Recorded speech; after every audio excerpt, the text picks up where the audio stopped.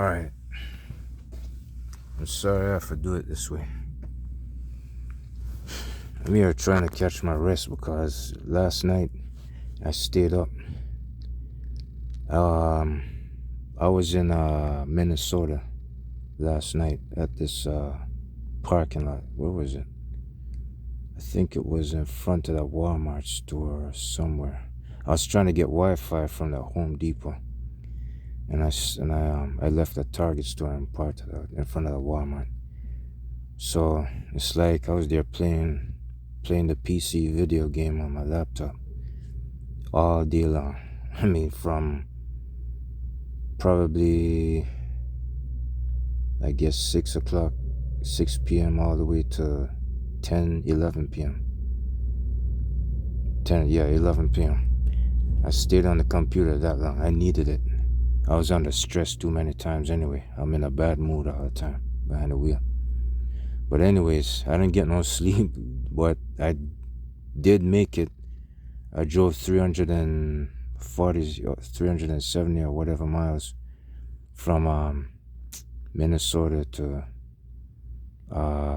Milwaukee, Wisconsin. So right now I'm in Milwaukee, Wisconsin, somewhere about there. So it's like I stayed awake from yesterday and today, but this morning I only slept 1 hour. I came over Milwaukee to stage myself in the gravel parking lot. The gravel parking lot where some kind of dugout I discovered on my own in the customer truck terminal. I passed it though and I did a U-turn right to the middle of the road and came in safe. And I came in on time. I was like probably 4 hours early. And guess what? They took me in that early. My scheduled appointment was 8 o'clock this morning. They took me in at 5:30. I only slept 1 hour this morning from yesterday. That was my first rest. That's the reason why. That's why I'm in the sleeper right now. I'm trying to catch my strength. So I did pretty good. I stayed awake playing PC video game for like between 6 and 11 o'clock, couple of hours, like 5 hours.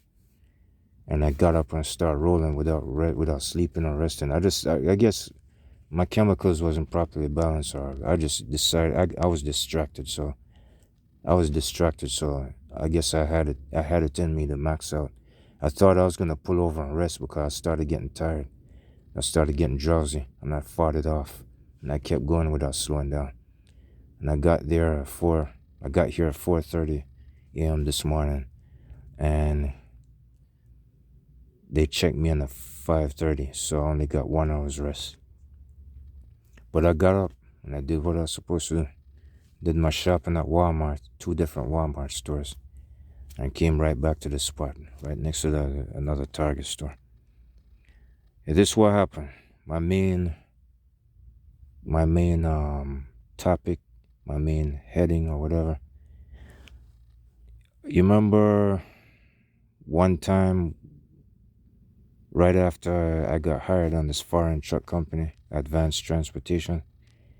Remember when I said one of those guys in orientation said that when I worked for this company, being a company driver instead of lease purchase, I should be seeing between $1,200 to $2,000+. And guess what? He was telling the truth. Even though I saw $1,440, I think it was $1,040, something like that. I just got my second paycheck is $1,040. Being a company driver, every other American truck company I've ever drove, it was 5, 6, and 7 marginal. I mean, average. 5, 6, and 700. Like once in a while you see 9, once in a while you see 1,000. And sometimes if you don't work that hard, you'll see 400 the least. Or 500, But with foreign truck companies such as this, I get paid higher. I get paid empty miles. I get paid loaded miles. I saw them. I saw a couple of I saw $400. I saw $700. I saw $72. I saw this. I saw that. It was kind of confusing. It was confusing because I'm used to Western Express paycheck. So it's taken a while for me to catch up and understand this one. But yes, I did see net pay $1,040, and I think it said total gross earnings or something like that. $1,400. They took out a little extra tax. So yes, my second paycheck is $1,000. And guess what? I've been doing pure 340, I've been doing less than 400 miles a couple of times in 1 week. That will probably add up faster. That's the same thing I did with a lease purchase truck from Western Express when I was in the lease purchase department. It's like you can't just pick the small ones all the time, but even though it should work, the small ones pay more. But this is a company position. I am not buying this truck, and I get paid more. It's better than being lease purchase, that's for sure. That's one part. The next part is I spoke to what's his name. I don't know if I want to call people's name out. The truck manager that gave me this truck, that assigned me this truck and the trailer. I spoke to him about me trying to go on authority. I asked him questions about me going on authority with this truck. He didn't have no definite answer for that. He said he doesn't know what to say. So he said if he was me, he said if I were you, I wouldn't do that because the freight crisis, the freight shortage is high. The freight shortage is low. Then I don't know how to say.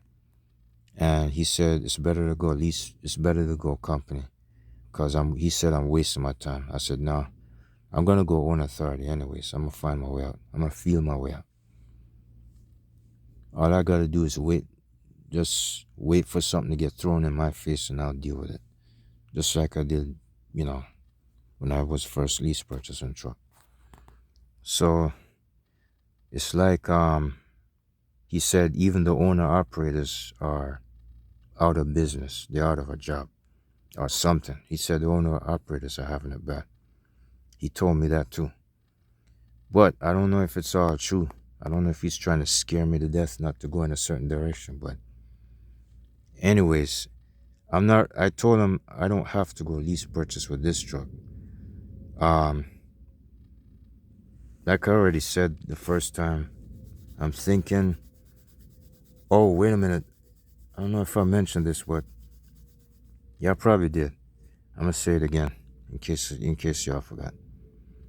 I was thinking, I did write down this phone number and the name of this truck dealership in Miami. Those guys, I trust them better. The Cuban ones, even though, I don't know if I want to say it, even though as a black man, I'm a Jamaican anyways, but yeah, you see, I'm kind of familiar with them down in Miami, Florida. That's where I bought my first minivan. I bought it from a Cuban guy. They're usually friendly down there. They're very peaceful people. But I think I got an idea. I might want to ask one of them guys in Miami if they could buy a brand new Freightliner from the website that I choose, a Freightliner of my choice, like a 2024 or 25, if I can get it. Like I would have to get qualified first before I go dashing out thinking I'm gonna get one. I would have to get approved. So yeah, they're gonna have to check my credit and all that. So I might not get approved. But anyways, I'm thinking if I could go ahead and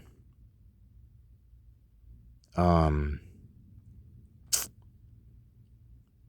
if I could go ahead and ask one of them to get me a Freightliner of my choice from the website, if they could buy it for me, and then I'll pay for them.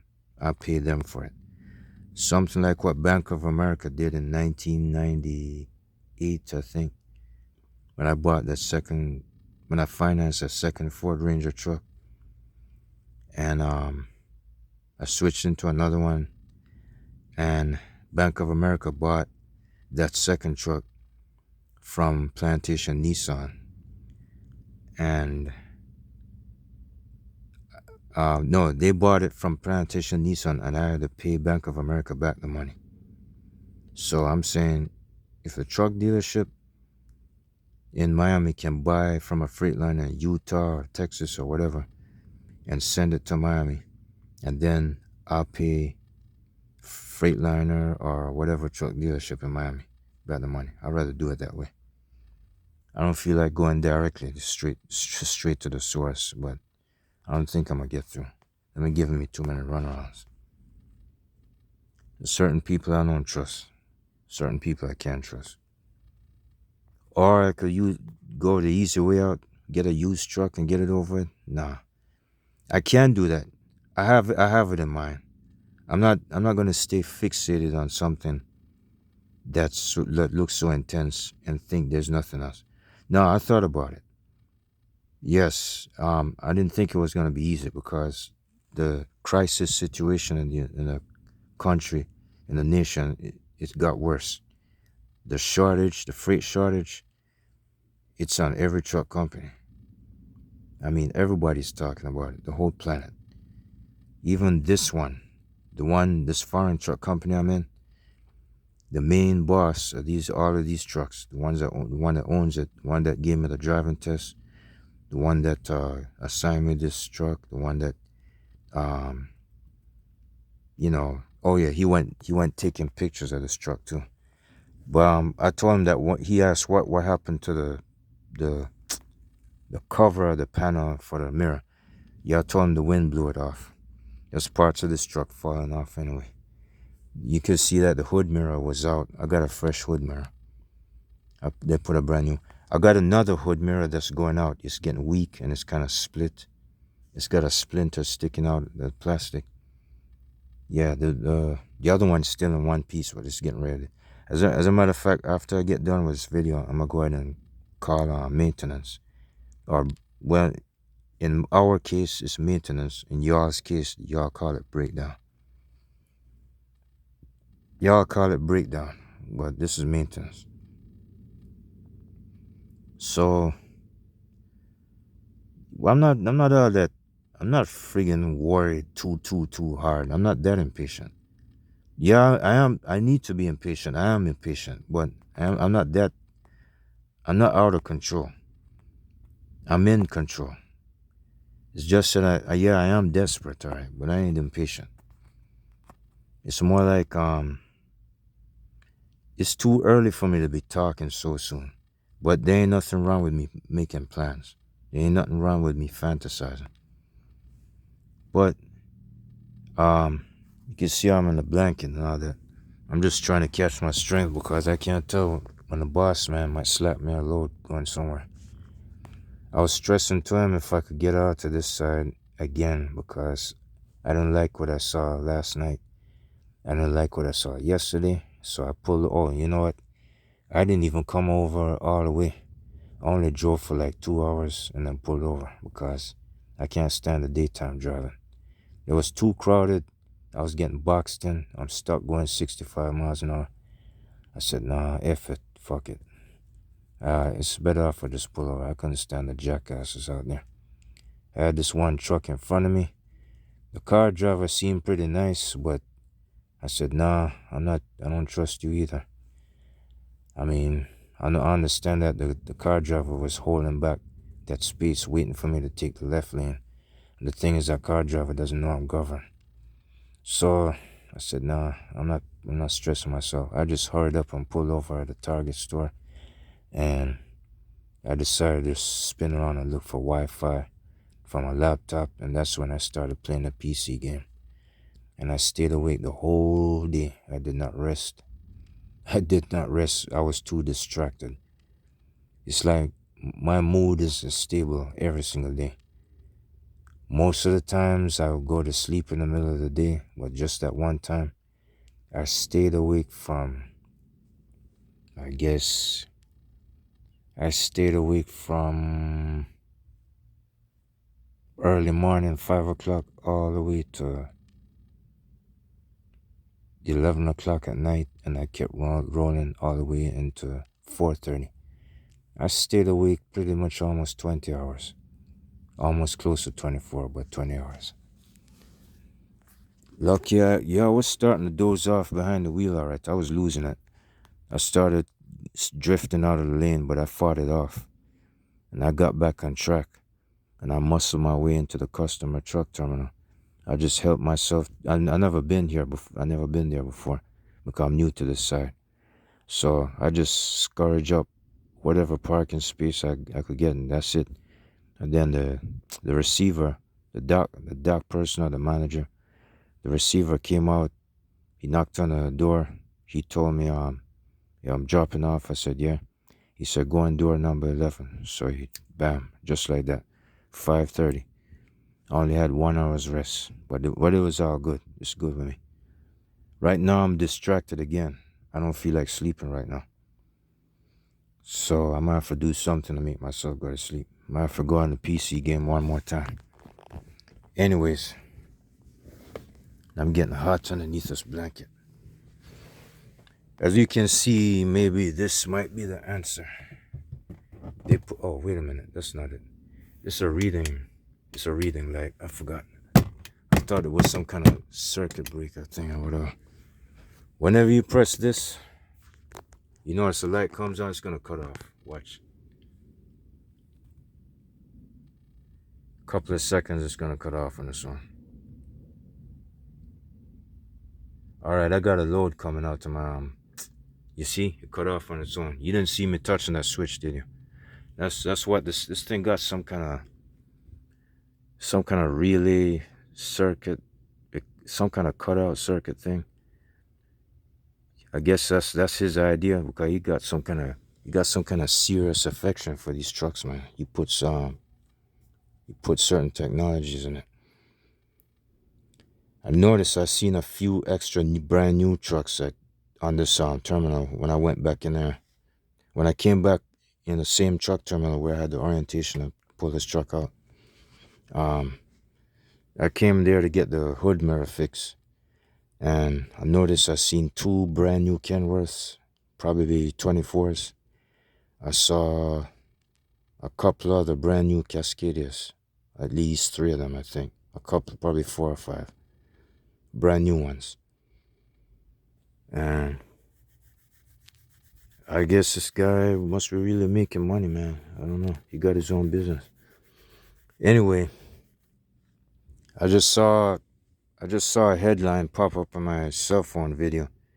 It says dispatch. It says something about, I forgot, New England something. I don't know. I gotta go read the text message.